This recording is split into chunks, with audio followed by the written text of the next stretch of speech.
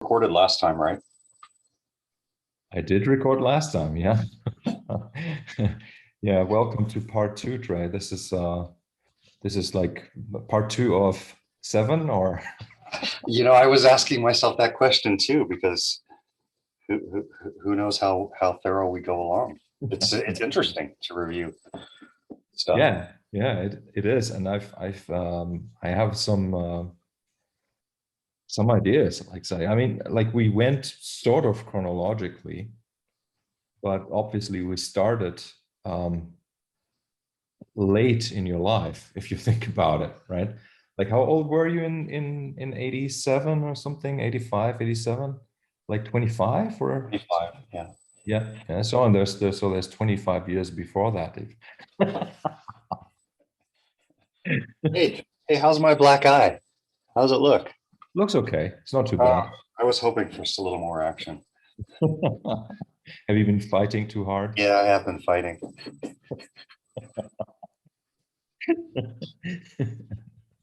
Hey, you know what? I realized that it may even be off topic now, but I've shown you everything except for the first war guitar.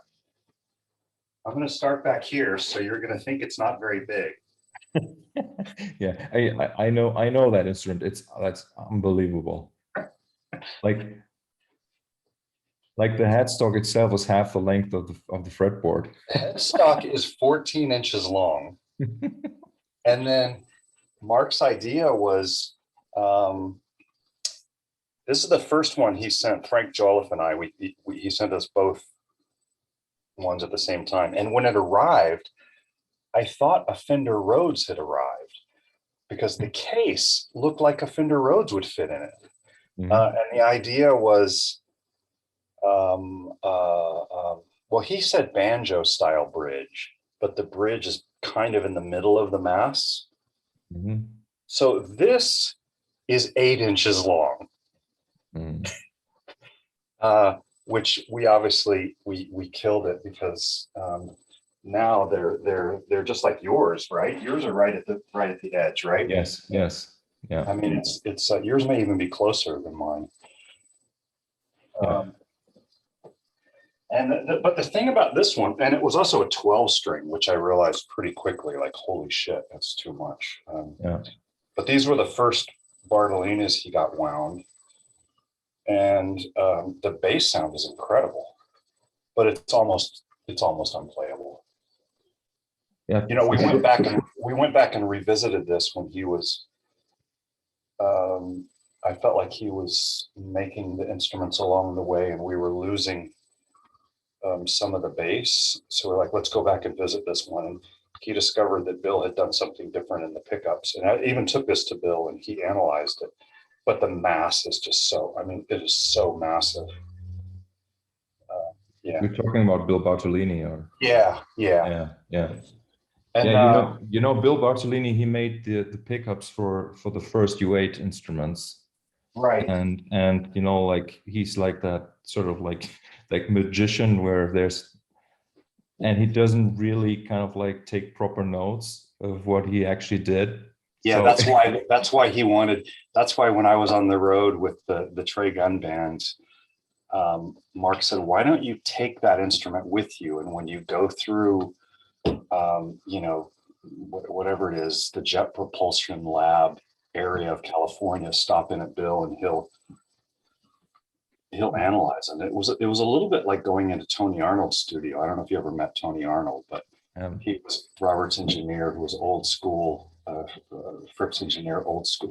He did the Three of the Perfect Pair record and the Sunday All Over the World. And he was trained at the BBC as an engineer where they wore lab coats and had a calculator. And, um, you go into his studio and there's just electrical shit hanging everywhere. You feel like you're going to get electrocuted at any moment. And so Bartolini's place was a little bit like that.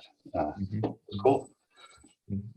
But I don't think, I think is he even still, they're still making pickups, right? I don't know. I don't think Mark started winding them themselves, and you probably do the same thing, right?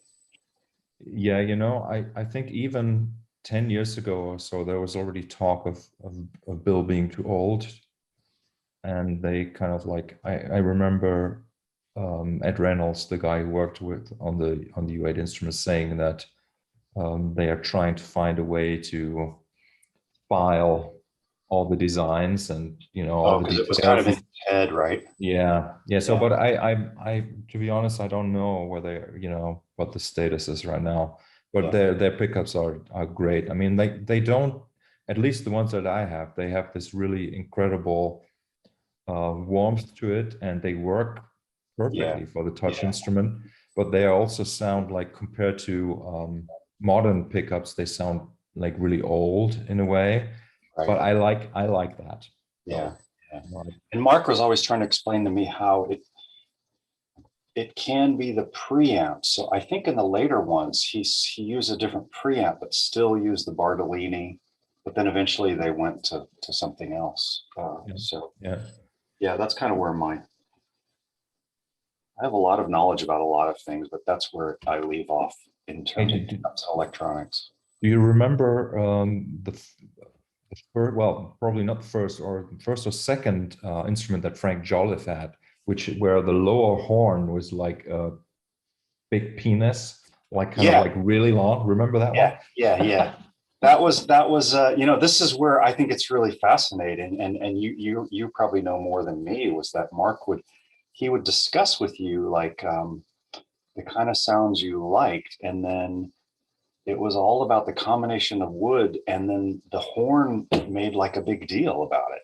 So he would use the horn to make up mass elsewhere, but yeah, I didn't have one of those, the horny horn. Yeah. Frank had the horny horn.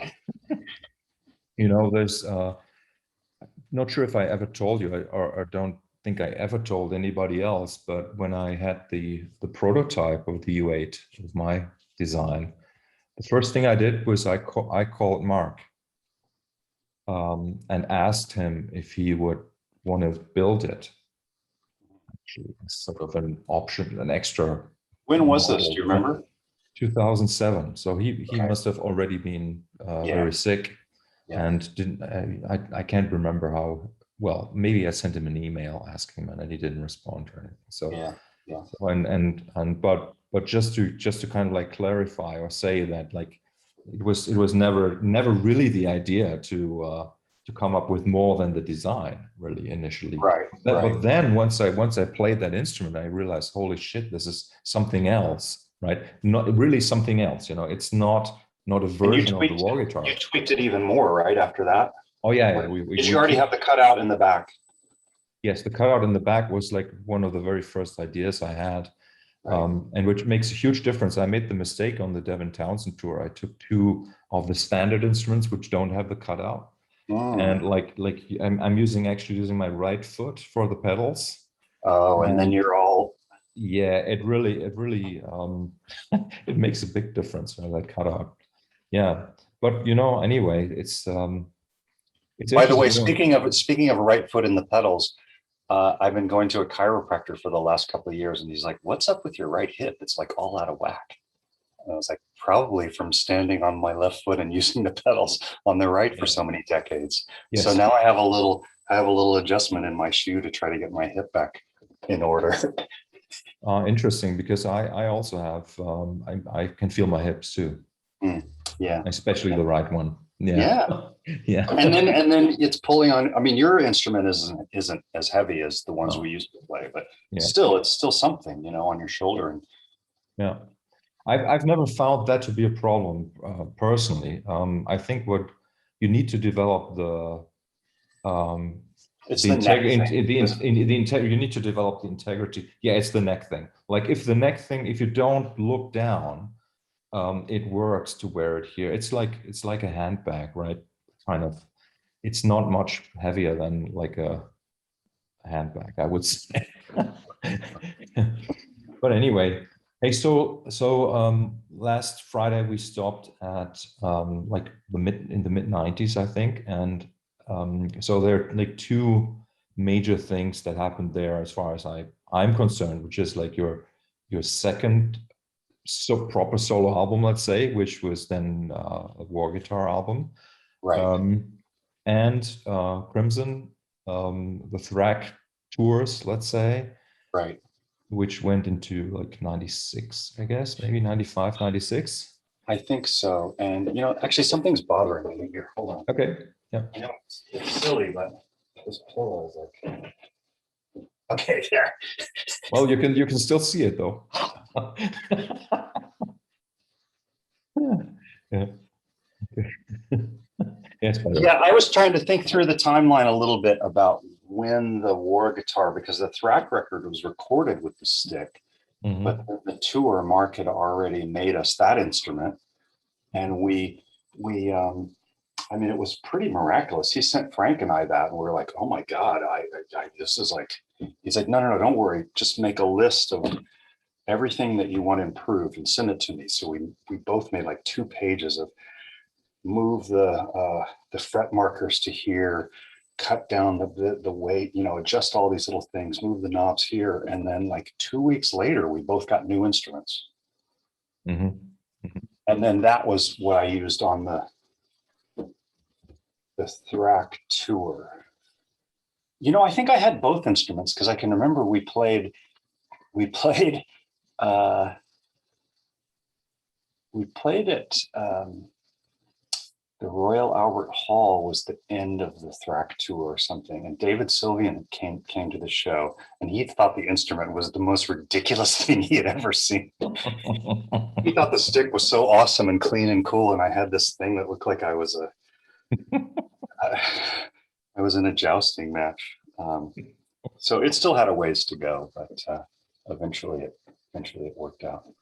Yeah, I saw you guys in Düsseldorf on that tour, and you definitely had the I guess the 12 string The giant one. Yeah, maybe Frank didn't he hadn't gotten the new one to us yet or something. I don't remember. Yeah. When I met Frank for the first time, that was in summer '93. He was still playing stick, Right. and then I guess like '94 or '95, he must have started using the war guitar. Yeah. Because he was back then he was one of the main teachers at Daniel Schell's seminar, which was still called Stick Seminar back then. I think it must have been '94 when he bought the war guitar for the first time. Right. And we wouldn't even have probably gone for it if I hadn't gotten a call from Randy Strom who said, look, just order one. If you don't like it, I'll buy it as a spare, because Randy had the first one. And I remember seeing it with Randy, and I thought, man, I'm so used to the stick, and like what, I don't know, but we were sold, and just Mark's responsiveness to our needs as a player, and just how he listened. Yeah. Which is very clever, right? Like knowing a little bit about how Emmett runs like the creative side of things, let's say, versus Mark or like other luthiers that I work with. It's really a big topic of what we talked about last week was that nobody really knew back then how this instrument is actually being played. So that's right, what was really needed. What the possibilities would open to. Yeah, and I think that's why like feedback from a wide range of people kind of was absolutely crucial to actually get the instrument into a place where it works, right? And I still think like of these early instruments, like the 8-string, the TSG8, like the one that that we both had, like the sister instruments. I think those are still the best ones. I know you don't like the bass sound so much, but obviously it's not as, because it's smaller. But I think that is what sort of like really was the first instrument that was really very good. It was clearly an evolution to something rather than away from something. Yeah, yeah. And still like when people ask me what's the difference between the wah guitar and the U8, and I say, well, it's really that the U8 feels more like a compact baritone guitar, and the wah guitar is even like the smallest of the wah guitar still feels like a bass, right? Also in the way that it responds, and that's sort of like the way that I would still probably. Yeah, that probably makes sense. Yeah, the tone kind of blossoms. Maybe even the tone is a little slower coming out of it or something. Yeah, yeah. You know, it's interesting, like how much of what even before we become aware of what uh, production factor the instrument itself has, we kind of learn about compressors and EQ, like as a post production of a sound, right? Or like turning knobs on your amp. But really, the instrument itself That was all of has that. has all of that in it already, right? And especially the factor compression is something that I learned much later, really, only when starting to build, having Ed Reynolds built the U8 with me, was that what made for me, what made the war guitar great, but at the same time a little bit limited, was the fact that it did have that almost like pre-compressed, Yeah, yeah, yeah. like pre-produced, almost pre-produced sound to it, which Hmm. which I liked, and but I wanted something that is just like even more responsive and more traditionally guitar, not bass, right? Right, right, And right. that was sort of like my approach.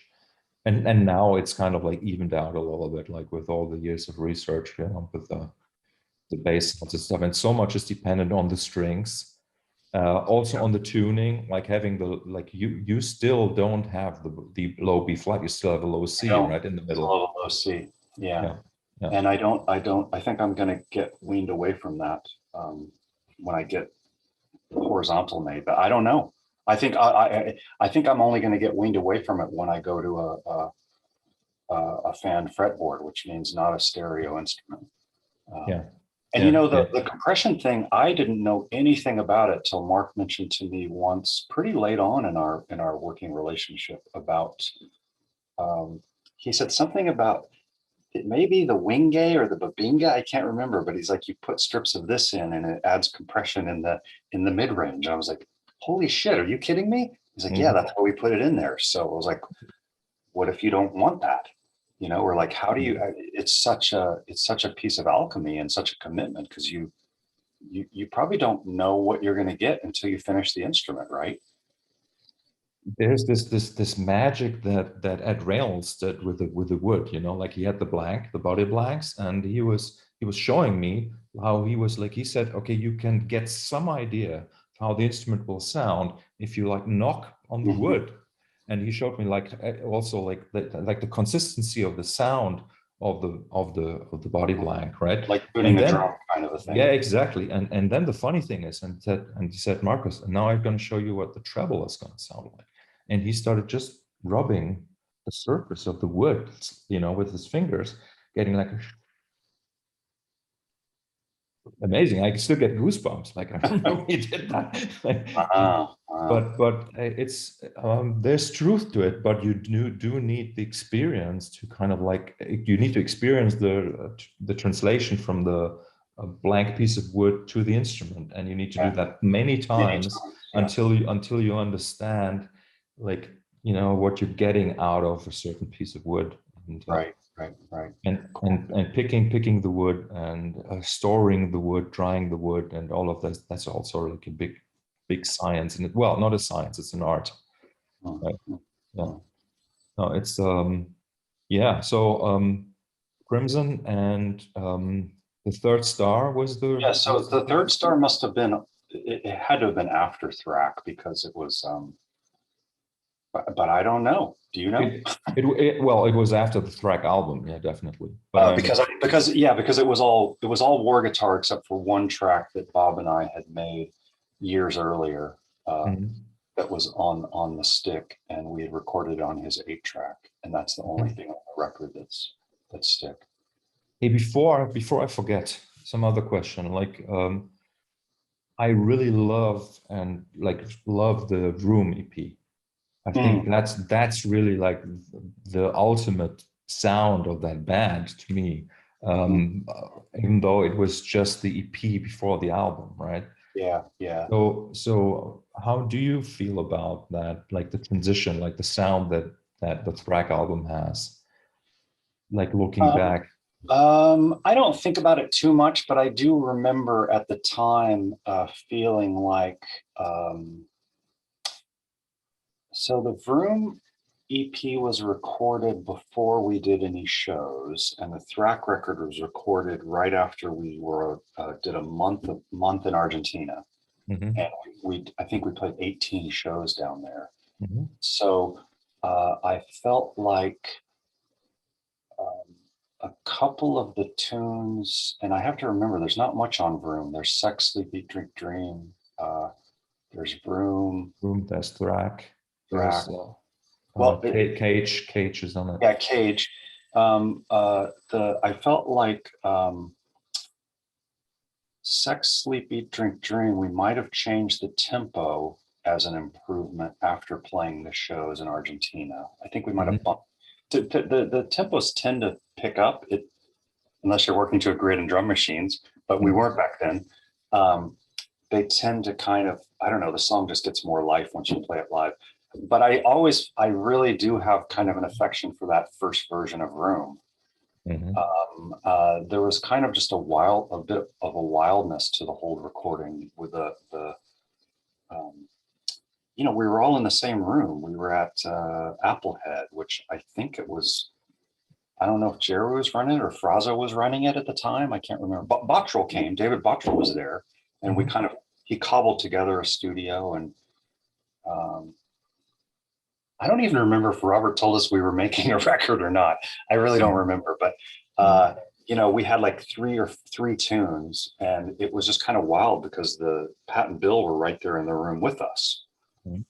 And it's not a wide room, it's like as wide as my basement, but a little bit longer. So there was just this kind of, and also what happened too when we arrived, I believe it was this session, Adrian had shipped over um, his rig that he had, like his ultimate rig that he had built for the David Bowie tour that he had just done. I don't know if it was called Young Lions or something, that last tour he did with Bowie, and he had this giant, like super old school, like 5 foot tall rig with the top was cut off so that there was stuff that angled, and it arrived and everything was broken. Oh. So I can't even remember what he did, but he just like rebuilt his rig right away. And so I felt like there was just kind of a wildness to the whole thing that probably by the time we got to making Thrack, I think we were all in our own rooms, like each drummer had their own room, and Pat was in the room at Real World where the water flows underneath there's like glass floor, and Bill was maybe upstairs in another room, and then Tony was back here, and we were all on headphones, and it was the old days where you couldn't do your own monitor mix. So I didn't really know what the hell was going on, but we had played, we played, we had performed so much that there wasn't really much to do. We pretty much recorded the whole record in a week, and then there were some overdubs, and that was it. So at least it was fast, it was fast. But it was a totally different kind of experience. Yeah. And Yeah. I think I was really happy that, um, we had done all this talk about the double trio, but really we were playing as a 6-piece. So I kept lobbying for us to um, uh, do at least a mix of one of the tunes, and it ended up being Vroom, where we actually hard panned the band. And is that the one on the Thrack record? It must be. It is. It is. Which is pretty radical considering that was the big Virgin record, and you maybe wanted to be a little more, well, Conservative Crimson is it's still pretty over the top, but yeah. So That was a radical thing. I remember that I listened to individual trios by panning, yeah. my stereo system. I don't know if it's better, but I liked that we at least did it. Yeah, no. I think, but it makes sense that for Room you guys were in a room because like the mix just gels so much better. Yeah, there was no repairing anything, And we did some overdubs. I remember Robert and I doing some overdubs on the Thrack chords, but that was probably, was probably it. And a lot of stuff was written just at the last minute. I mean, I think the The funny thing about Vroom was that, Tony has that beautiful fretless bass melody in what we call the three finger sections. And prior to that, I just was kind of playing long tones. And so every day we'd go into rehearsal and Tony would say, I'm writing something for that. I just haven't gotten to it yet. And then the next day, I'm really sorry, guys. I haven't gotten to it, but I have an idea. And then like, I think the day before we recorded it, he showed up with the whole fucking thing written up. It's like, holy shit. That's awesome. And it's one little tidbit in the Thrack record, which is kind of my primo Tony moment, which was when we recorded that, Tony was unhappy with the tuning on the tuning of the fretless bass in the fairy finger section of the Vroom tune on the Thrack record at Real World. And, I play fretted instruments, so I just play the note that I can play. And I didn't really hear much. And so he got in there and he said, oh, you know what? Let's isolate Robert's track, listening to that. I'm going to isolate Adrian's track, listen to that. And he picked up that like maybe Robert's chorus or something was different than Adrian's slightly. And he didn't even change the mix. He realized what it was, and then he did one more pass, and it was perfectly in tune. Motherfucker. I don't even know what he did, but he just, he heard something in there that was just a little out. And yeah, so. Incredible. That's such a great melody. It's so beautiful. Yeah, it's so beautiful and kind of an unlikely part. Like, how do you come up with this? It almost could not work. Yeah, exactly. Yeah. And I was really happy to be able to, when we went to the 4-piece, I played it on my fretless, and a couple of nights I got totally lost, and boy, it sounds pretty bad when you aren't making the changes right, but eventually I got it sorted out. Yeah. Okay, so the third star must have been 95, 96. Yeah, I think it came out 96 probably. So yeah. Pretty radical change of sound and style, I would say. Like the obviously the sound of the war guitar plays a big role in that, like much more professional sounding, less experimental sound, let's say, coming from the strings. And more ways of articulate, more ways to articulate the sounds. I probably tried everything that I still do. Actually, there's a few things that I wasn't doing at the time, but there's a lot of ways of playing that pretty much like those are still the things that I do. Like the staccato, like proper staccato playing. The muting, playing on the frets, that kind of stuff, and and a fair bit of probably more. I probably didn't do any of it on the first record, but more of that pull off on one string with all the hands kind of a thing. There's a fair bit of that that's still largely unexplored, I think. And it was recorded. I was living in New Mexico at the time. And it was a more collaborative. So Bob Muller played on a few tracks. I got some drums from Pat.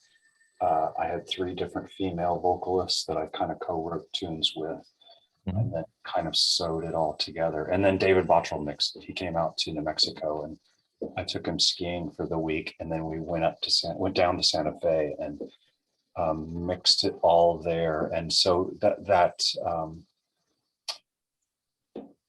just kind of puts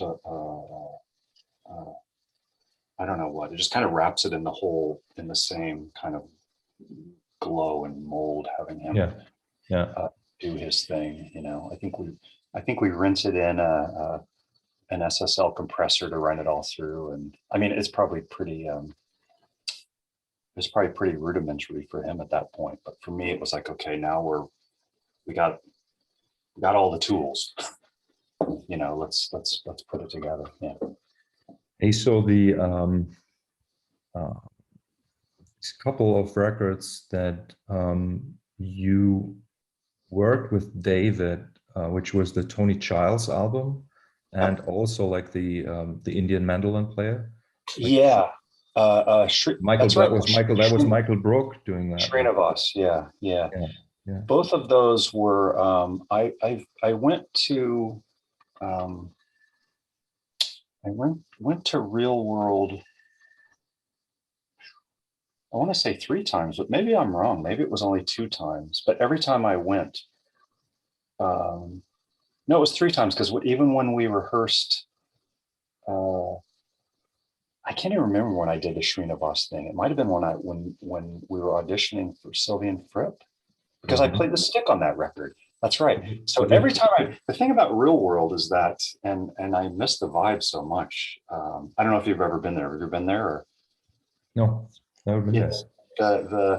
It's the ideal situation, because there's like not that many studios. There's like 3 studios, and then a little Quonset hut where Michael was working, and then Peter has his little writing room upstairs. But the dining room is communal, and there's just food laid out in buffet style, and so whatever's going on, everybody kind of, there's like this hangout zone. So there's this beautiful cross-pollination that we just don't experience anymore. And so every time I've been there, I ended up playing on somebody else's record. And actually, you know what? I think I was playing on the Tony Childs record when Michael asked me to come over to his Quonset hut and play on the Srinivas record. And he didn't even really let me do much. I think he only let me do 1 pass. And I was like, I can do another. He's like, no, that's it. Go away. Yeah, so that all kind of happened on the stick. Yes. I remember now, David brought me over for another record he was working on with an artist called David Rice. And when I was there that time, Michael Brook was there working with Nusrat Fateh Ali Khan on their second record. So Nusrat was there, and that was pretty intense to like be having. There wasn't really anybody else in the studio. We'd go to lunch, and there's Nusrat and his manager down in the other room. And Nusrat for me is, there's really nobody above Nusrat that I've ever met or heard. So that was cool. Yeah. Yeah, the Tony Childs record I think is pretty special, because it's because of Bottrell, it really is. Yeah. And also, I mean, it was at Real World, and she was just grabbing, Ayu Bogato's here, come in and play the kora. Oh, Peter, can you come in and do a backing vocal? Oh, they were there so long that they just kind of absorbed the atmosphere. But yeah, Bottrell really, really pulled it together for that session. It really is kind of sad that this kind of communal studio experience is so rare these days. It's probably over unless some people figure out another way to organize community around. Yeah. Leonardo Pavkovic, he's been doing this, what he calls La Casa Murada, which is the name of the studio in Spain. And he used to organize a meeting once per year and invite like 5 to 10 musicians. And but it's different, because the purpose is to come together, and like, it's not like you have projects that actually are working and then you sort of, it's a little bit different. Right? Yeah, it's different because everybody's all the pressure is on the same project, whereas what was cool about Real World, everybody's got their pressure on their own project, and then the cross-pollination is just free and no pressure. Yeah. So it's pretty cool. Maybe it'll happen again. It probably take somebody like Elon Musk to build a complex. Yeah. And then we'll all play on Grimes' new NFT. So Prague tour, and then like like more solo records, and then the projects already started happening by Yeah. 97, right? Yeah. Yeah. And as far as I remember, there was King Crimson rehearsal.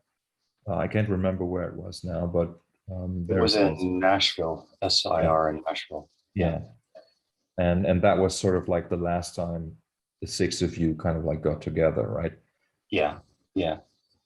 And There was some kind of breakdown there. I don't really know what happened, but something between Robert and Bill, and yeah. yeah. Just musically, it's interesting because it's sort of like the crossover between the themes used for the construction of light and also for the projects, the written stuff, right? The motifs, and sort of like the sound of the six piece. So it was kind of interesting. I can't remember actually how those. I mean, I know as the projects went on, the motifs were getting more developed. I don't remember when they started, if they were already starting before that final Crimson rehearsal. They must have been.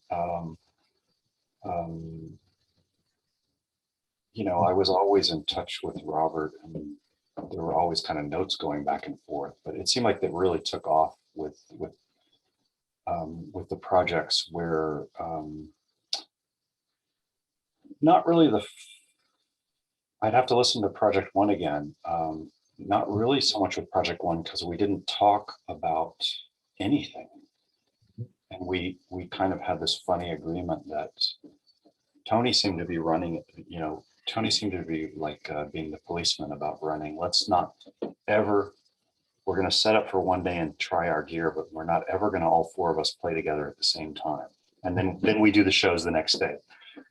So that's what we did. And then I can't even remember if we had any kind of game plan for the Project One shows or not. But even if we did, once we went on stage, we pretty much always totally forgot what it was. We might have just started with like, okay, let's start on F sharp. But I think what was cool about the motifs was that we weren't necessarily trying to compose with them. They were just there were just all these kind of folders or like drawers on the shelves that we could just pull out at any moment. And Robert and I knew enough of them, and there was so much freedom in the projects. That's what was just so awesome, was that there was I don't know what it was like for Robert, if he felt, it seemed like he must have felt more freedom that it wasn't King Crimson, especially since really the first, oh, now I remember, really the first one was Project Two. Yeah. We had played that and then recorded that record. And then the first live one was Project One. So in Project Two, we worked out a lot of the motifs, now I'm remembering. And of course, Adrian's playing the V drums for the first time.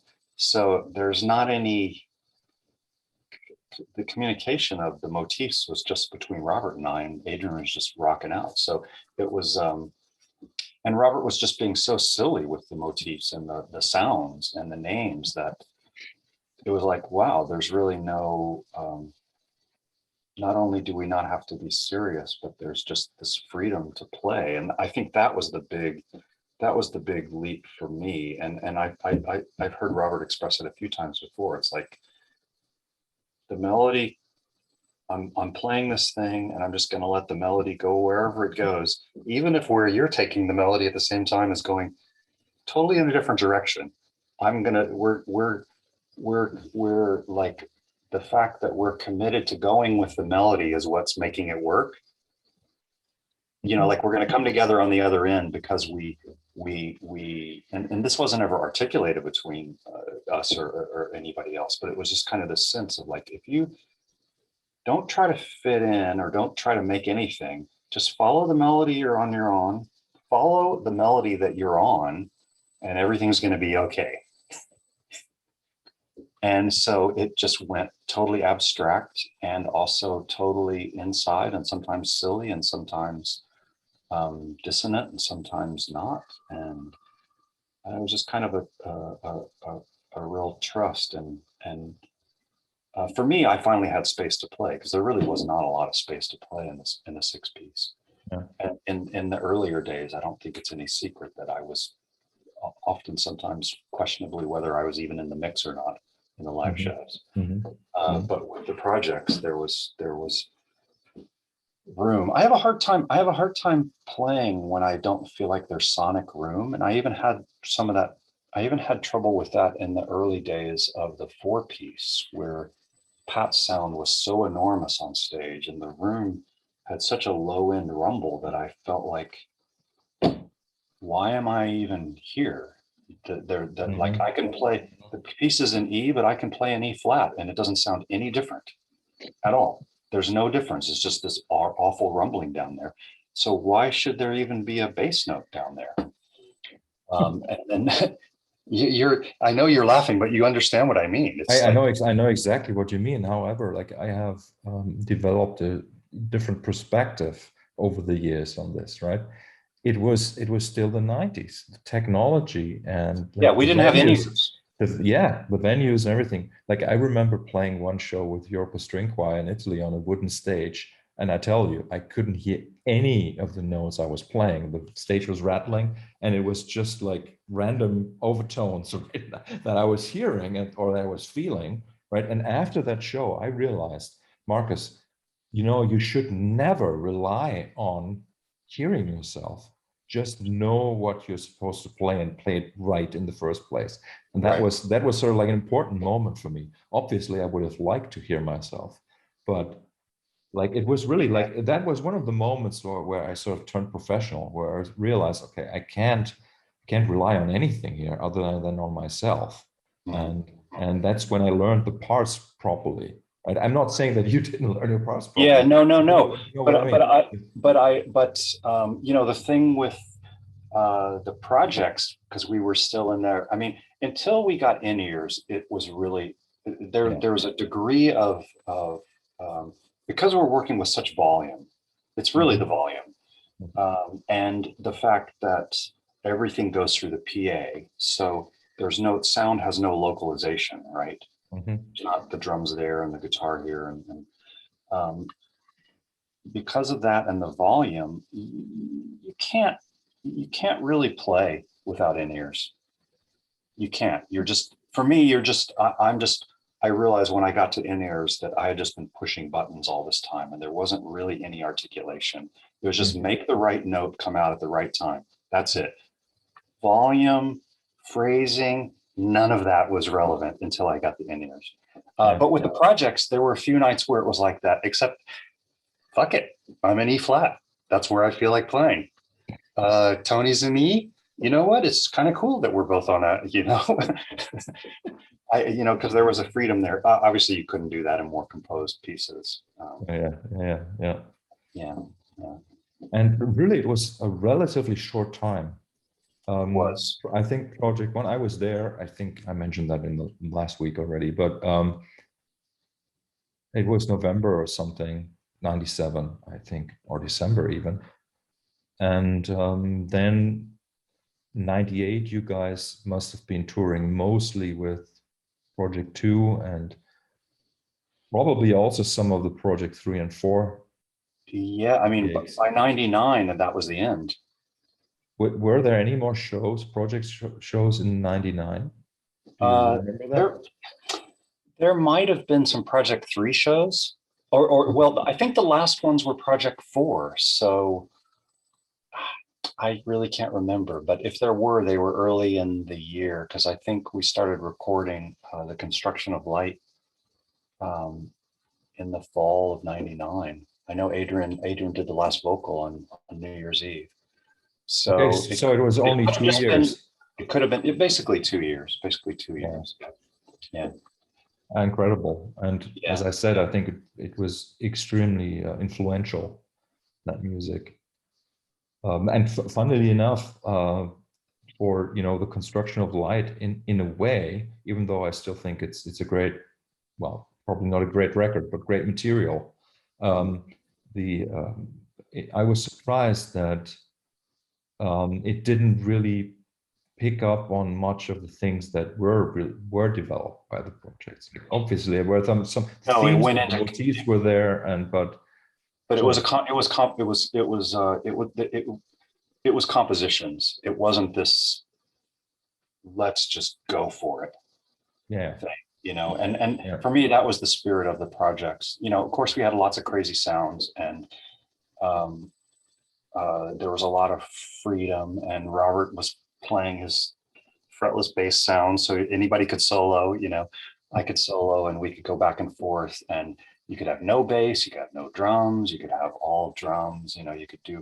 You could do anything. But for me, the spirit, and we had all these motifs to play with, but the spirit of it really was, for me, it's like the model for me was like late Coltrane, as if they were aliens, mhm, and the sense of like we're just searching in the music, and it doesn't matter where it goes, it's just going to go somewhere. And um, for free improv, and I would say it's probably, you know 5 to 7% not free, because there were yeah. motifs. Not Project One was a little different, but uh, for that level of freedom, it was a really high percentage of hitting the mark. Mostly free improv.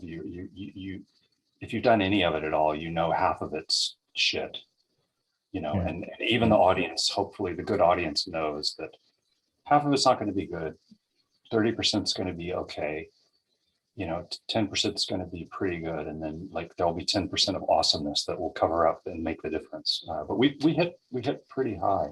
The traditional free improv, where the idea is that you kind of like never repeat yourself, right? Mm, So the music that mm, like started mm, in the late 50s, and then I think what happened, and I don't know, but I'm sure there are plenty of examples, but kind of like what the projects did was also allow for the fact that you can also improvise the form rather mm. than just the notes, right? So, Right. and I think that's sort of like what made the difference. That's Mm, why something like themes in terms of shapes, or like overall shapes of the pieces, or the sounds that you use, and the sort of like signals you react to, and right. like Right. it's Right. almost like you're building like a sound culture, let's say, in a way Yeah. together, Yeah. right? and Yeah. and and I think that is really has, in general, has been sort of like a real liberation for me, because I'm like, actually, I come, like, the first thing I did as a where I knew I was going to be a musician, that was free improv, like with a free improvising orchestra, Mm, actually, and so then being allowed to combine free element with structure, mm, mm, that, or that just a structure that emerges rather than that is planned. I mm. think that's sort of like, that was a wonderful thing for me. Right. Right. Right. Yeah. Yeah. And just two little anecdotes. The Project One shows, we played 4 nights, 2 sets a night. But you guys stayed. You stayed. It wasn't like separate audiences, right? You stayed for the 2 sets. I stayed for 2 sets, I was there for 2 nights and 4 sets total. Yeah, but But it wasn't. It wasn't like eight. I can't remember.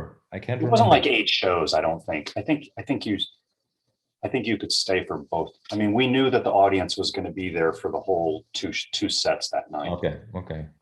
And so what was really interesting about that show is that we all went out. Everybody had all their ideas, not necessarily like their licks, but they had their sounds. I had made some sounds, and Bill had a xylophone. He asked me about, are these good notes for Robert's thing, and Tony had, his stick, and I think he brought his keyboard, actually the first time I'd seen his keyboard in a long time. Yeah. And so we kind of all went out, and we played and played and played, and then you're wasted afterwards, much more than a regular performance. Mhm. And then by the end of the the first set of the third night, we went backstage, and everyone had played everything they knew. There wasn't like every idea that you would come with, every sound, we had done 5 sets total over the course of 3 days. And we were just completely empty. And then when we went out, now it was actually pretty awesome because nobody had anything. And I think we even had some moments on stage where there wasn't anything happening because nobody really knew what to play. And that moment was when actually some really cool shit started to happen. Yeah. Yeah. And Bill had a little xylophone or something Yeah. that he then. Holy shit, that thing was fucking loud. Man, that was like ice picks. I think it might have even been the xylophone like he used in the 70s. Oh, okay. Or something. Yeah. And the other interesting thing when you talk about the form and the freedom, for me, the best example is the piece, The Deception of the Thrush, because the form emerged as these big 3 different things that we always did, but within inside each of those, nothing was determined. But we knew, we somehow came to some agreement that there was this beginning section like this, and then Robert would solo and Pat and I would, sometimes we worked out a couple of things, but it was that I think we would just kind of communicate on stage to play very abstract stuff and play with him and then leave him hanging out on the end with nothing. And then we'd come in, and then the end was where I soloed and Robert had the big, beautiful chords. And that was it. It was just 3. The score is just 3 sections, but do what, not whatever you want, but for as long as you want, and that's pretty cool. That's a good example, and that's the piece that you guys recorded for Power to Believe. Actually, it's on that record. So Yes. it didn't end up on Construction of Light, but it was recorded like 2 or 3 years later. Well, is it actually on that record? Because we couldn't get. I don't think it's on the record. Pretty sure it's on the record. Okay. I'm going to look it up while we talk, and yes. I'll tell you why. I don't. I have some doubt about it. The Believe of Power. Will that work? No, it's going to take me to. The issue we had was the voice samples that I was using. Yeah, I don't think those are on the record. It's not on the record. It's on a lot of the live releases. Oh, unless it's called The Power to Believe Part whatever. Part 2? I can't remember now, but I'm pretty sure it's on the record. Yeah. Okay. Well, it's like a penultimate piece or something. I'm going to have to check it out. If that's the case, then we must have.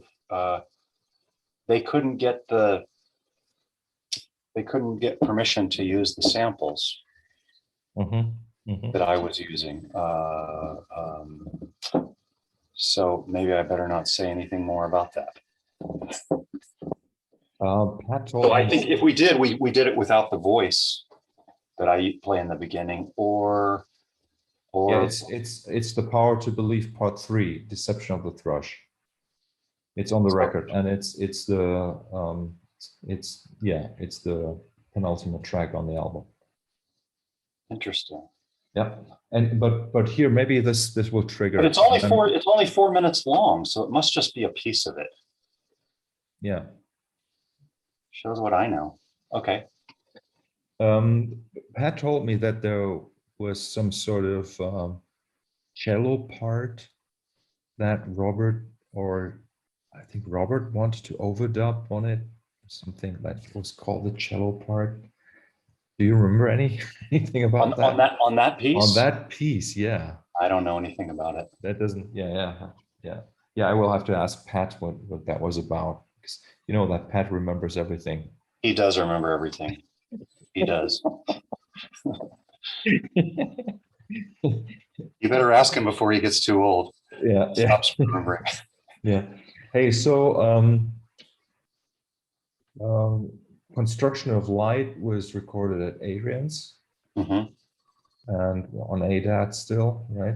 On ADAT, yeah. Ken Ken recorded it, and then Pat, they mixed it somewhere in Nashville. Mm-hmm. Mm-hmm. And that was recorded before you guys toured, correct? Yeah, I believe it's the only Crimson record that was ever made before the pieces were played live. Mm-hmm. And who knows if that would have, I mean, it probably would have improved something, but who knows how much it would have changed things. Yeah, in a way, the pieces on that record are also, how shall I say this? Kind of like so dense in information that they are. It's quite different from any other Crimson album. Mm-hmm. It's really pretty special in the canon of releases, and I mean, I only saw you guys play. Well, I don't actually. I have to say, I can't really. I don't really remember. I think I saw you guys play that material maybe in 2000 or 2001 on a German. 2000. It was in 2000. I saw 2 shows, and it was pretty pretty amazing that you guys pulled that material off. On stage, especially fractured and Yeah, some of that stuff was really and Lux 4, right? Like yeah, that one,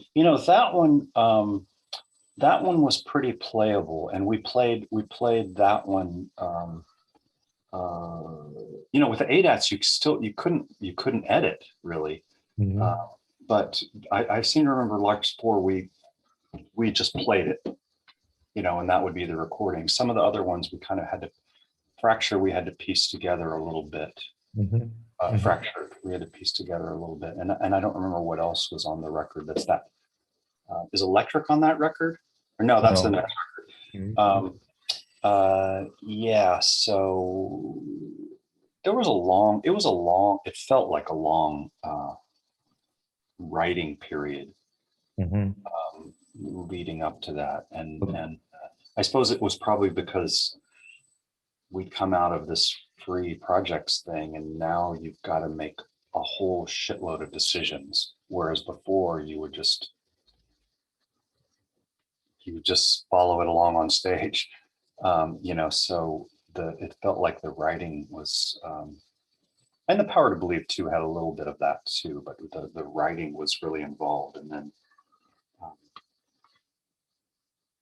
and because Pat was trying to wrestle with using electronic drums and then also setting up a studio out in Adrian's garage to record drums, it was kind of and we're in Adrian's house. It was kind of a mixed bag of putting stuff together and then seeing what we ended up with. Yeah. We might have even thrown out a couple of tunes in that, which I wouldn't say that's unusual for Crimson, but usually there's not, it usually feels like there's not enough material. But that one I felt like maybe we abandoned a few ideas. Interesting. I don't know anything about that. I before Don Gone mixed the new version of the album a couple of years ago, Pat had given me the multi-tracks also to fix them up and do some mixes, and so that's why I know that some of the pieces were longer, like there were they got edited sections cut out. Yeah, and that would have been on the 2-track. That would have been on the mixes, I bet. Probably, yeah, exactly. And that's why the multi-tracks didn't have those edits. Yeah. Right. Yeah, but it's I think it's always fascinating to see, like, especially with that record, with that complex material and like this technically challenging stuff that Robert was playing there is pretty outstanding, really. Like the restriction that Pat had to just mainly use electronic sounds, that was probably not a great idea, let's say, but like Pat, he made it. But he did such an awesome job of it. Yeah, that's what I was going to say. Like Pat is, he always finds the musical solution, right? Right. Yeah. And for us, I think, unlike everyone else, for us, the record was just a means to have the material to go out and play live. Yeah. You know, the record really was just a document of the writing session to get ready to go out and play live, as opposed to the other way where you play live and now we're just going to capture a performance of it and then that's the record. Hey, so do you remember Oyster Soup? Yeah. Yeah. Okay. So let me ask you. That's that record, right? Yeah, it's that record, Yeah, okay, and it's I like that track a lot, like because it has like both chaos and like this intense compositional framework. It's And very organized chaos. yes, yes, but what I would like to understand, and maybe you can give me an answer on that, is like because it's like these overlapping time signatures, right? And you have like Robert doing 4/4 and you doing 11 and Pat doing, I don't know, 13, or I can't remember now, but something like that. And Adrian then playing his riff and singing like incredible, like really incredible. Do you remember how you guys kept track of like when the chorus came and stuff? Yeah. So I suppose this is a little bit more of a confession. That track, okay, so there's tracks like, there's pieces like The Construction of Light that have all these various layered rhythms. And Pat and I mean, pretty much the guitar players didn't bend a 16th note at all. They'd get their parts and they were fixed. And they would work out their things. So then it was up to Pat and I to be a little more malleable and find something. So like in the Construction of Light, we played and we rocked it, but then we had to do a fair bit of math to make our phrases come out right. And once we found the thing that worked, that's pretty much what we played. Parts of the end of the Construction of Light and the song part, eventually I settled on a part that Pat and I would play together, but sometimes we would do like an audible on stage and do a couple of extra hits here and there, but we knew where the change was and we knew how to get to the change. With the Construction of Light, I don't really know what anybody else was thinking.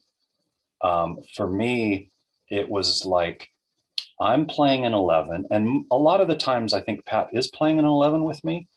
The other guitar players are not, but Adrian's part is fixed.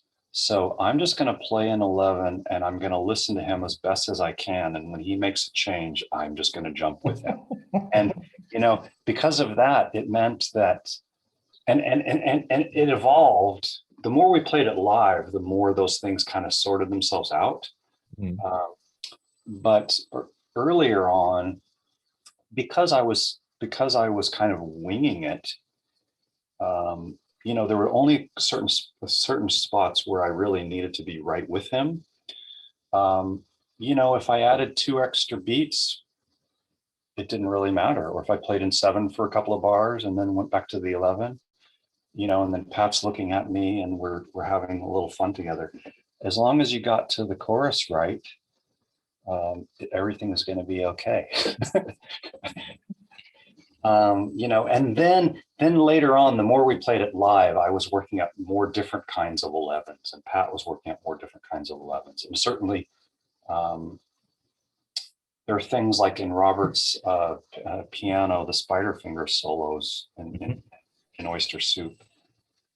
I think Adrian was the one who would cue us out, and nobody knew when that was going to happen or what beat it would be on, and even Robert wouldn't even know. So it's kind of this, it's just this big bowl of soup of stuff. And then, then we're just going to cop the riff when it comes. So yeah, that one was not ever organized really. Yeah. Awesome. Yeah. And it felt like that was okay for that one, because of, this super tightly controlled clockwork thing. I think if you had to listen to a whole night of that, even it's too much. It's just too much. So there's like kind of how I look at things. You have all these parameters and you can dial them, like how abstract the tonality is or how much of a drone or how much melody, how much polyrhythm, how much vocal, how much, and this is the Swiss clockwork versus you're just throwing the cake on the floor and picking up the pieces. It's more on that side. Yeah, no, it's again, I think it's a very um, I don't want to say revolutionary, but sort of in rock music, like pretty special. Really, really nice track. And you'd have to have you need to know your players. You need to play together a while, as yeah, you know from Stickman, there's like stuff you guys can do that you couldn't just get together with new people and just pull yeah, that shit off. yeah. I mean, I think it is definitely the listening that like you learn to listen to the others, right? That's kind of like the learning curve, is like, how do those guys play? How do they react if I do X, right? And how do they react if I do Y? And that kind of um, um, equation, let's say, right, is sort of what you can only learn to solve it when you actually play together. Yeah. And that's reminding me of the show that I did. I was a little bit for time jumping around, but Yeah. relevant. I was involved in this project with Eddie Jobson, UKZ, with Alex Makachek and Marco Minimum. Mhm. And we played a few shows, not much, but we played a few shows, and we played. There was some new material that we played, but then we played also some of the old UKZ stuff, which was really challenging for me compared to the Crimson stuff. It really was. I wouldn't say it's harder. It's just the kind of rock solidness of the Crimson stuff is like always sitting on top of this thing, whereas the UKZ often had these very really obliquely asymmetrical rhythmic stuff that I really had a hard time with. And but Marco helped me out. Anyway, we played a few shows. I got it down really pretty good, and then there was a break, and Eddie did organized another tour where Marco and Simon Phillips were both going to be on the stage drumming, and I came in pretty near the last minute of the rehearsals, but it was all the same material that I played, but now some of the pieces Marco was going to play and other pieces Simon was going to play. And I'd never met Simon before. I'd known him and a big fan. And he's a great drummer. And here was the weird thing. We played one of these older UKZ pieces. I don't know if it was Caesar Palace Blues or whatever it was. And now Simon's playing it instead of Marco. Super adept, super great time, great feel. And holy shit, I really had a hard time at first getting in sync with Simon. And I realized that it wasn't about our playing at all. It was that we're actually making all these micro agreements between ourselves about when and how things happen without discussion. And Marco and I had already had the conversation like 10 times. And now I was just having it the first time with Simon. And it was like, holy shit, there's all these little turns of phrases at the ends of things where we haven't had the conversation yet. And now we have to have the conversation, and we're not quite, there's no right or wrong. It's just like there's all these little micro decisions that get made. And it was striking how hard it was to, or just to see like, oh, it's actually not as tight as Marco and I, because we have to go through this little process where, a lot of when you're playing classical music, like a string quartet, I think you pre-talk through some of that stuff, or the lead violinist is, cueing. And with rock music, it's very, you just do it by osmosis. And so I just assumed a drummer as great as Simon, he would just slot in and it would be fine. But no, there's all these little timing little things that sometimes I had to move, sometimes he had to move. And yeah, amazing. I've this little theory, coming from the point of music production. As you know, like recording, we tend to nowadays kind of like want everything to be on the grid, right? And so what I've learned over the years is that really there, even if like you have two players, two drummers, and you quantize their playing to be on the grid, it will still not sound as if they play at the same time, because the way that the transient, the attack of each note is different, right? It's such a like a milli or even microsecond kind of level of change and difference. Like even if you move everything in the same place, the way that the note blooms is different from Tony to Trey to Simon to Marco, right? It's a different kind of blooming. And like if you know, and I think that's, you know, because I've altered, you know, it's like if you play with a click, you play like drummer and bass player play to a click, but you will still get this kind of variance in how does the player, you could say, interpret the attack of the note. You know, you will still be in time. You will still be with the click, with the grid, but like, does the note go or does it go right? It's like and I really love these subtleties. This is kind of like really the magic of music. And well, and when you play with somebody over time, that I guess what we're saying is you start to become more one on those elements. yeah, I guess you sort of kind of like develop an idea for the average, right? Somehow, like where do we meet? Where does my whoop meet with your whoop, right? That's how I think about it these days, because like when people talk about like playing before and behind the beat and stuff like that, I think, yeah, it's not bullshit. Wouldn't say it's bullshit, but I think it really has to do with how you kind of like how you go into the note, you know. It's something that is represented in the timbre as much as in the time. Yeah, cool. I mean, tell that, you know, tell this to a beginner, you know, this thing, these kind of thoughts. They might become terrified.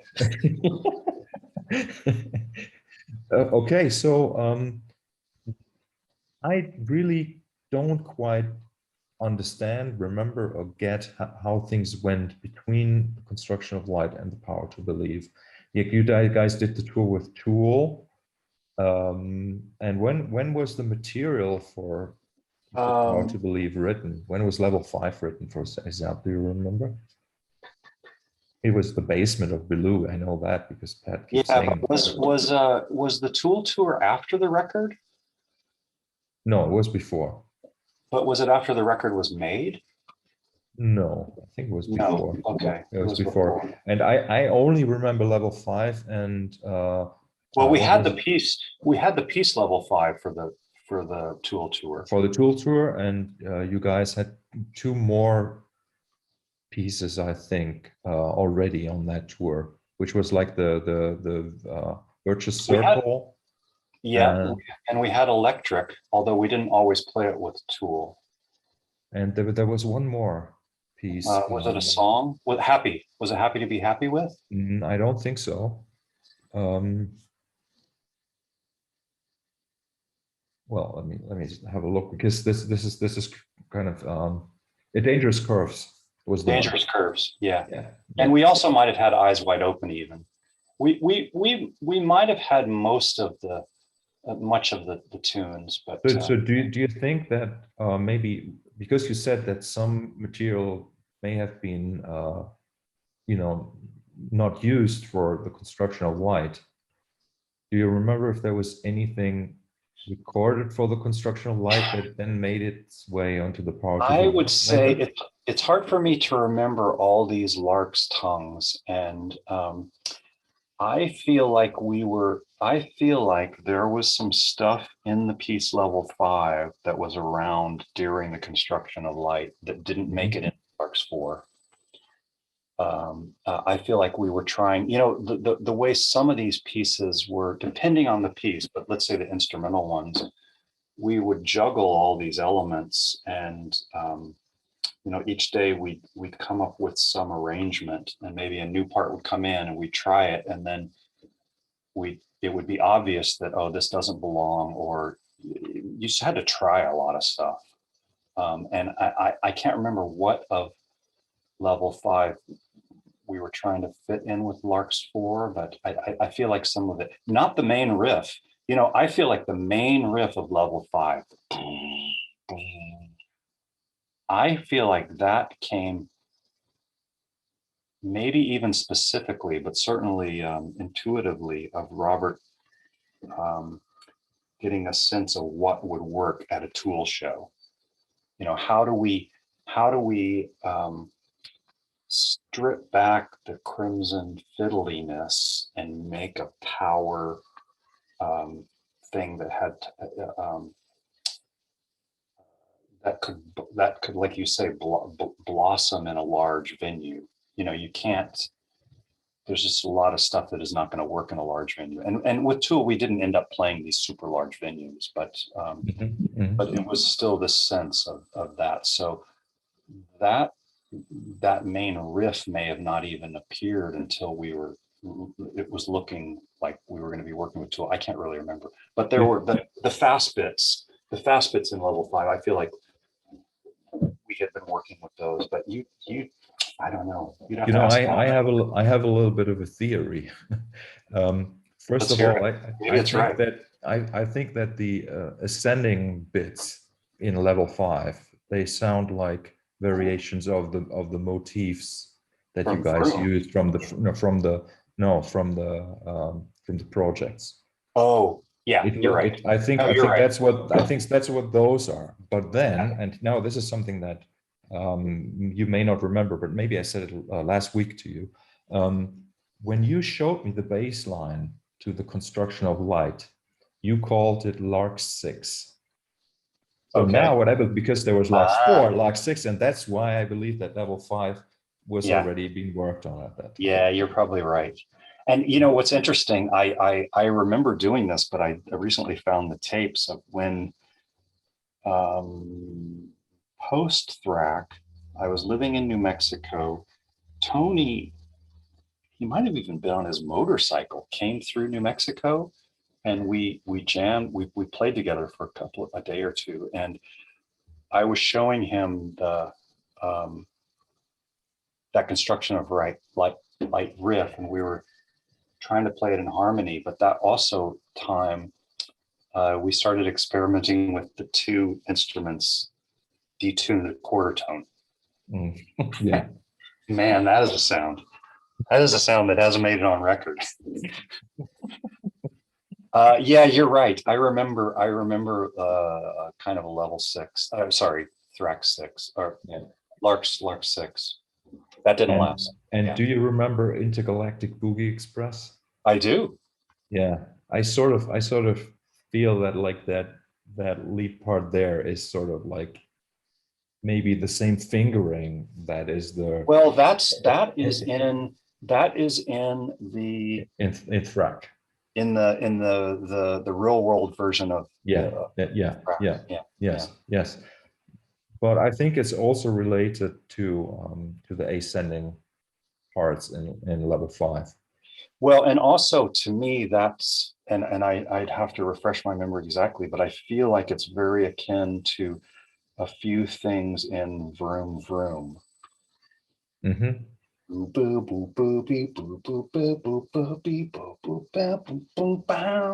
Yeah, exactly. So,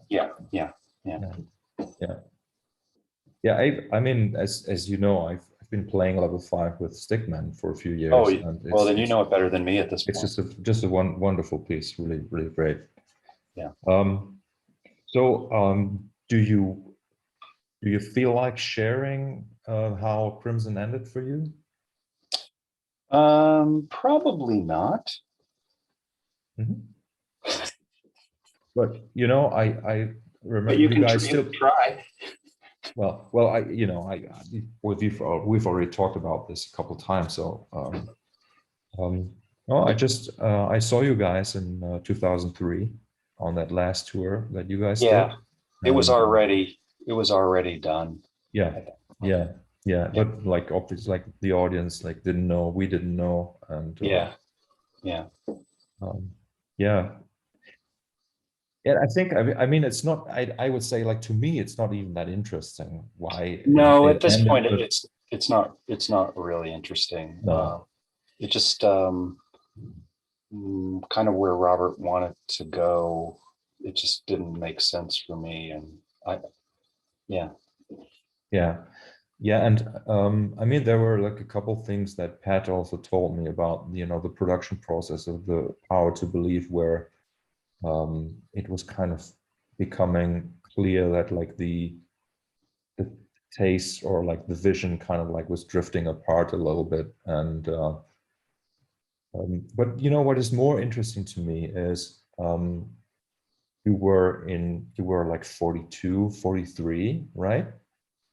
When that, Exactly. Yeah, yeah. yeah, which is that it's like that It's a pretty pivotal. It's a pretty pivotal point, and that was I think that was for me when everything kind of blew up or fell apart or whatever in its funny way that I had been putting so much.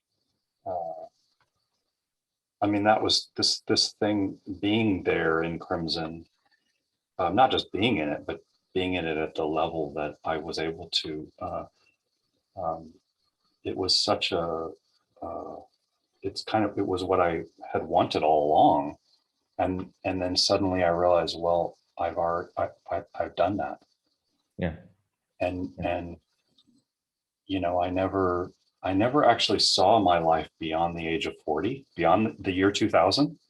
And Mm-hmm. suddenly here we were at like 2001, 2002. And I'd kind of, in a way, realized all of the musical aims that I had. And what am I going to just keep doing it? And when um, it's a pretty constrained creative atmosphere, you know, Mm-hmm. Yeah. which is its strength, but also everybody's every. I think everybody would agree. Everyone, including Robert, is quite uncomfortable. Yeah. And so yeah, I was kind of shocked when that I wasn't standing on that rug anymore. But then I was like, well, hey, why keep standing? What are you going to do? Just stand on that same rug for the rest of your life? It was never my creation in the first place anyway. Mm-hmm. I Yeah. just joined the club for a while. Yeah.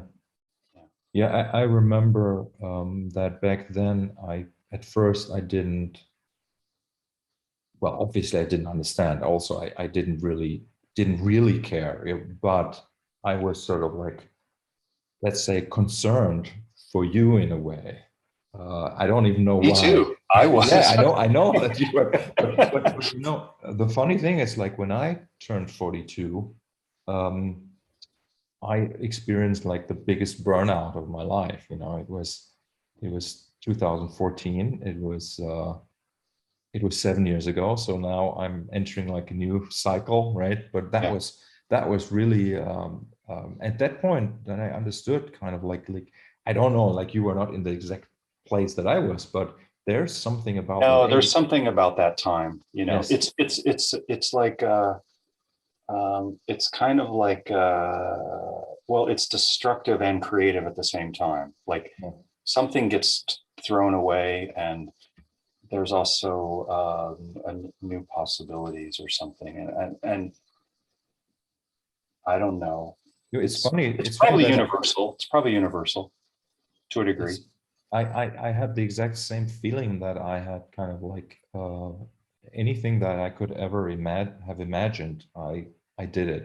I Hmm. had done it, Hmm.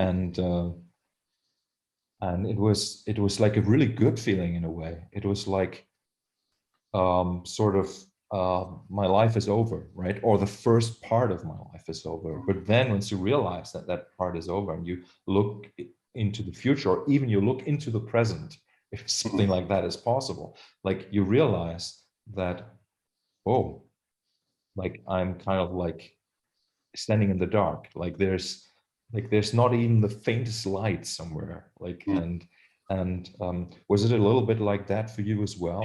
Yeah, I mean the trick was, I mean, one of the difficulties is you're so identified with this thing that you've built, and now it's not there anymore. You know, I mean, in a way, that's just like kind of what you hear artists all the time say. You know, that they were this thing, and but I really feel like in a certain way you can't. You I don't like to use the word master. I think it's totally overused and misused, but you can't really master something if you need it. When you can walk away from it, Mhm.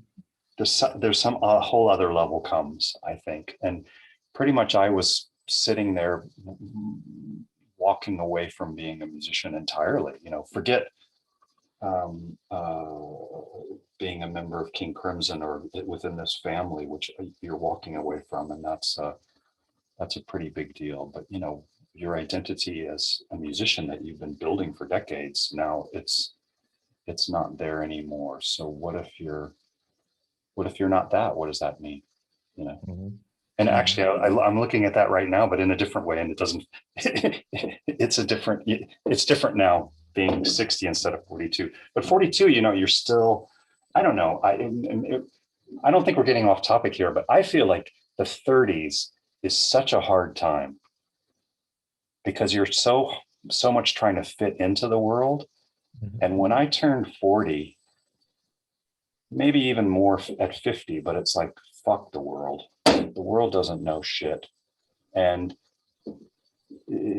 stop trying to fit in, which, you know, as artists, we think we're always like that, but it's Oh not yeah. true. You're trying to Mhm. figure out, you know, if you're trying to be successful in any way, even just capacity, but nonetheless financial or the in the medium, you're trying to find a way to fit in, you know, and it's the opposite of that's the opposite of creative action. It So is. it's very challenging to have all that crack open. You know, I also think that there is at around that age, 42, 43, what happens is that you're sort of like old enough for the younger people, for the 20 somethings, even to be actually uh, a person of, can't find the word right now, uh, respect or authority. Mm-hmm. Right? Like when you're still like, if say like the 38-year-old Trey Gunn probably looked very much like the 23-year-old Trey Gunn, right? Like you see, but then something happens where you go gray or bald or you have a beard or whatever, or you need glasses or like something happens where people see something else in you, like physically, like the way that you look. And also you have built kind of like a discography or like a history of being active as a musician where people have a certain kind of respect. Mm-hmm. And with that respect, a little bit of the skepticism goes. Mm-hmm. Um, and which means that in turn for you as a person, then realizing that people are accepting you for who you are and they are not as skeptical anymore. Mm-hmm. And at least, I mean, that's what I experienced, right? You're not having to prove yourself with every note that you play. Yeah, and I think that's great, but you also it's also something you have got to come to terms with somehow. Like you've got to learn how to deal with that new situation where basically you don't need to prove anything anymore. And like what was interesting, and I'm not exactly sure if I get the time line right here, but you kept playing with Pat and was the two thing and the K2 thing that happened, and um, Uh, yeah, some of that kept going. yeah, Yeah, yeah, exactly. And like at first, I remember that was that, what was it, Thunderbirds, like that session that you yeah. guys put out on. Yeah, yeah. I mean, the whole project, the two project with Pat, pretty much was born out of the fact that our guitar players, Robert and Adrian, really didn't want to work after 6 p.m. Yeah. So we're like, okay, you guys go off to dinner, and we're just gonna keep working. Yeah, yeah. Mhm. I mean, the big thing, and I don't know how far we go today, but for me, the big change was the Quotia project, where Joe and I decided to work together and really just close the door on the whole idea of rock band. And um, that went with that time period. Yes. That only came possible because Crimson was gone. And even my solo band, the Trey Gunn band, we were still playing shows around there. Even that was like, even that doesn't feel right anymore, you know. So that's kind of the two and the K2 stuff were uh, well, they're. I was going to say it's probably not like Stickman, because you guys are a little more um, active and involved, but those felt more like little military strikes. Like we didn't really ever rehearse. We Mhm. would just get a show and we would just go in and smart bomb Poland and then come out. And then that was the end of the project for 6 months or 8 months or a year. And K2 was similar. Yeah. Yeah, I know. So if you feel okay about it, let's stop here and continue continue in a week or so, and Yeah, let's just keep going till we that seems good, because we could go more now, but it's kind of a lot to bite off, isn't it? As yeah, always. exactly. No, it's like 80 minutes, no, 100 minutes now already. So like I do want to also touch on like the joy of molybdenum and the stuff uh, you recorded with Bill Rieflin and Robert and things Yeah, like that. that was the first project. We didn't really talk on that, but yeah, Yes, yeah. yes. But then and that's why I think it would be great if we could talk again, because I'm really interested, because now I think it really only gets interesting with you leaving Crimson, and like seeing how things kind of went for you. I'm still, um, I'm doing these interviews, or like these talks with people. I'm starting to realize how interested I'm in biographies, right? Right, right. Because And they're how, basically stories, aren't they? yeah, there's stories, but it's also for me like I don't know. I always have this urge that I want to learn, right? Maybe it's stupid, right? But like I'm just interested in hearing stories so that I can be prepared, if that makes any Right. sense. Yeah. And like even when I was like 18, I had friends who were like 10, 20 years older than I was, and I felt those relationships to be always very, very important to me, because like when like you don't like not many people really feel like sharing their life Mm, experience, and like mm. many people probably don't know how, but I think it's extremely valuable to get Well, or people don't really ask the right questions and listen. probably Probably. probably, yeah. But I remember that I know quite a few very wise people who you know uh, yeah, maybe I didn't ask the right question, probably. I don't know, but anyway, yeah, so let's do that. Let's meet again, and I still need to decide when I want to put these conversations out. I was going for like a weekly thing with my podcast, but I think I've recorded so many episodes that I'm gonna go for like 2 per week or something. Right, So, right, right. Cool. yeah.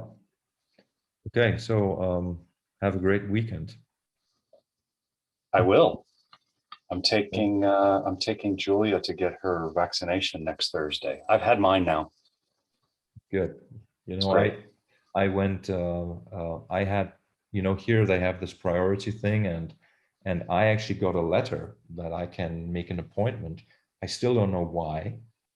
Like I'm certainly not somebody who should be getting it now, but I said yes, why not? And then I made an appointment for Monday, next Monday, and turns out then they canceled the use of the AstraZeneca vaccine here.